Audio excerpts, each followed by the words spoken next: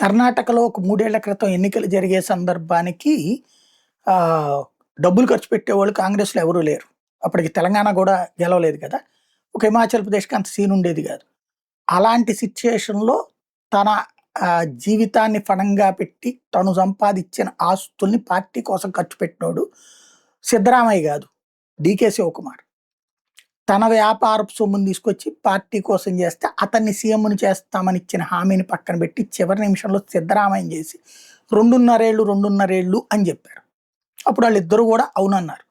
తర్వాత సిద్ధరామయ్య నిదానంగా నేనే కంటిన్యూ సీఎం, అట్లా టెంపరరీ సీఎం అంటూ ఏముండదు అని చెప్పుకొచ్చారు. ఎలా మేనేజ్ చేస్తున్నాడు కానీ రాహుల్ గాంధీని మేనేజ్ చేస్తున్నాడు, ముందుకు పోనీయట్లేదు. డీకే శివకుమార్ ఎదురు తిరుగుదామంటే రేపు పొద్దున మళ్ళీ కాంగ్రెస్ టర్మ్ వచ్చేస్తుందేమో అనే భయంతో ఆగుతున్నాడు. రేపు కనుక ఎన్నికల్లో భారతీయ జనతా పార్టీ అస్సాంకి తోడుగా బెంగాల్లో గెలిచి ఇటు పక్కన గనక దాని పేరేంటది తమిళనాడులో ఏఐఏడీఎంకే అధికారంలోకి రావాలని మనస్ఫూర్తి కోరుకుంటాడు శివకుమార్. వెంటనే అవసరమైతే తిరుగుబాటు చేయడానికి సిద్ధపడతాడు.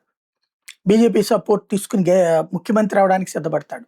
లేదా కాంగ్రెస్ అధిష్టానమే అక్కడ గొడవలు రాకుండా అర్జెంటుగా మార్చే ప్రయత్నం చేస్తే, ఇప్పుడు కేరళలో కాంగ్రెస్ గెలవలేదా, కర్ణాటకలో పెద్ద సీన్లే మారిపోతాయి. ఇప్పటికీ అక్కడ తను దిగిపోతే గనక సతీష్ జార్కలిని సీఎం చేయడానికి ఇంకో పక్కన సిద్ధరామయ్య గేమ్స్ కొనసాగుతున్నాయి.